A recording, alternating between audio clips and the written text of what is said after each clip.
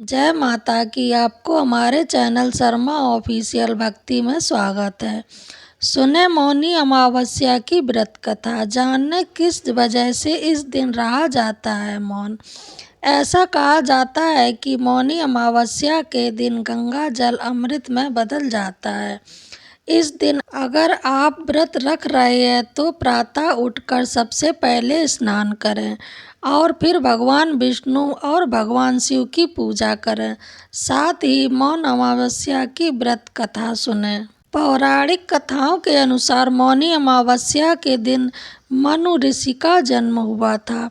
इस दिन मौन व्रत कर विधिवत श्री हरि भगवान विष्णु की पूजा अर्चना करने से मुनि पद की प्राप्ति होती है। सनातन धर्म में अमावस्या तिथि का विशेष महत्व है। शास्त्रों के अनुसार जब सूर्य और चंद्रमा के बीच का अंतर शून्य हो जाता है तो अमावस्या तिथि का योग बनता है। धार्मिक मान्यताओं के अनुसार अमावस्या की तिथि भगवान विष्णु को अत्यंत प्रिय है। मौनी अमावस्या पर मौन धारण कर स्नान करने का विधान है। इस दिन पीपल के पेड़ व भगवान विष्णु की विधिवत पूजन भी काफी महत्वपूर्ण माना जाता है। स्कंद पुराण में वर्णित एक कथा के अनुसार बिना व्रत कथा पाठ किए किसी भी व्रत को पूर्ण नहीं माना जाता है। अगर आप मौनी अमावस्या के दिन व्रत रख रहे हैं अथवा नहीं रख रहे हैं, व्रत कथा को अवश्य सुनें। प्राचीन काल में कांचीपुरी में देवस्वामी नामक का एक ब्राह्मण रहता था। उसकी पत्नी का नाम धनवती था। उसके 7 पुत्र और एक पुत्री थी। पुत्री का नाम गुणवती था। ब्राह्मण ने 7 पुत्रों का विवाह करने के बाद बेटी के लिए वर तलाश करने के लिए अपने सबसे बड़े पुत्र को भेजा। उसने एक ज्योतिषी को कन्या की कुंडली दिखाई। उसने बताया कि विवाह होते ही कन्या विधवा हो जाएगी। ज्योतिषी की बात सुन ब्राह्मण दुखी हो गया और उसने उसका उपाय पूछा। उपाय पूछे जाने पर ब्राह्मण ने बताया कि सिंघल द्वीप पर एक सोमा नामक धोबिन रहती है। यदि कन्या की शादी से पहले घर आकर वह पूजन करे तो यह दोष दूर हो जाएगा। ब्राह्मण ने गुणवती को अपने सबसे छोटे पुत्र के साथ सिंघल द्वीप भेजा। दोनों सागर किनारे पहुंचकर उसे पार करने की कोशिश करने लगे। जब समुद्र को पार करने का कोई रास्ता नहीं मिला तो भूखे प्यासे एक वटवृक्ष के नीचे आराम करने लगे। पेड़ पर घोंसले में एक गिद्ध का परिवार रहता था। उस समय घोंसले में सिर्फ गिद्ध के बच्चे थे। वे सुबह से भाई बहन के क्रियाकलापों को देख रहे थे। शाम को जब गिद्ध के बच्चों की माँ भोजन लेकर घोंसले में आई तो वे उस भाई बहन की कहानी को बताने लगे।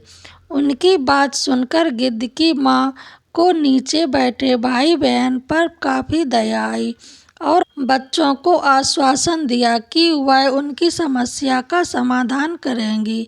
यह सुनकर गिद्ध के बच्चों ने भोजन ग्रहण किया। दया और ममता से वशीभूत गिद्ध माता उनके पास आई और बोली कि मैंने आपकी समस्या को जान लिया है। इस वन में जो भी फल फूल मिलेगा मैं आपके लिए ले आती हूँ तथा प्रातः काल में आपको सिंघल द्वीप धोबिन के पास पहुँचा दूंगी। अगले दिन सुबह होते ही गिद्ध माता ने दोनों भाई बहनों को समुद्र पार कराकर सिंघल द्वीप सोमा के पास पहुंचा दिया। गुणवती प्रतिदिन सुबह सूर्योदय से पहले सोमा का घर लीप दिया करती थी। एक दिन सोमा ने अपनी बहुओं से पूछा कि प्रतिदिन सुबह हमारा घर कौन लीपता है। बहू ने तारीफ बटोरने के लिए कहा कि हमारे अलावा और कौन ऐसा करेगा, लेकिन सोमा को उनकी बातों पर यकीन नहीं हुआ और वह यह जानने के लिए पूरी रात जागती रही। तभी उसने सुबह गुणवती को घर साफ करते हुए देख लिया और उससे उसकी परेशानी पूछी।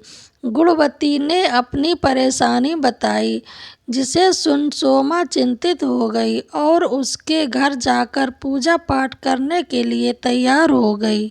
सोमा ने ब्राह्मण के घर आकर पूजा किया, लेकिन इसके बावजूद गुणवती का विवाह होते ही उसके पति की मृत्यु हो गई। तब सोमा ने अपने सभी पुण्य गुणवती को दान कर दिया, जिससे उसका पति जीवित हो गया।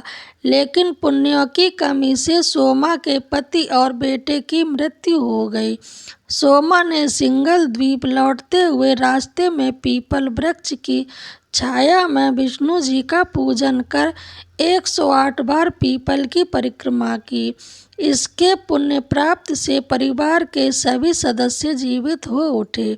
इस प्रकार मौनी अमावस्या के दिन किसी पवित्र नदी में स्नान कर विधिवत भगवान विष्णु की पूजा अर्चना करने व पीपल के पेड़ की परिक्रमा करने से मनोवांछित फल की प्राप्ति होती है तथा परिवार के सदस्यों पर भगवान का आशीर्वाद सदैव बना रहता है। आपको ये कहानी कैसी लगी कमेंट बॉक्स में ज़रूर बताएं और मेरे चैनल को लाइक शेयर कमेंट सब्सक्राइब ज़रूर करें।